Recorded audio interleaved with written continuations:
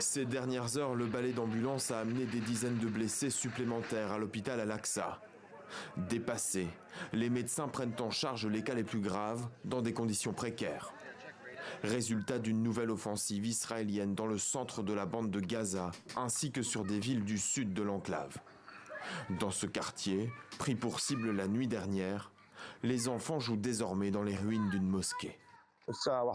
À 1h15 du matin, nous avons soudain vu du feu, des débris et des destructions tout autour de nous.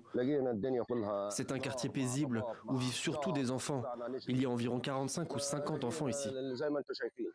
Dans les territoires palestiniens, la guerre en est presque à son 200e jour.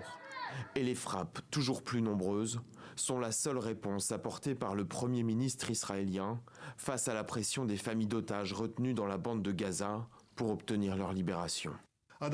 Toutes les propositions de libération de nos otages ont été catégoriquement rejetées par le Hamas. C'est pourquoi nous lui porterons de nouveaux coups durs et cela arrivera bientôt. Dans les prochains jours, nous augmenterons la pression militaire et politique sur le Hamas.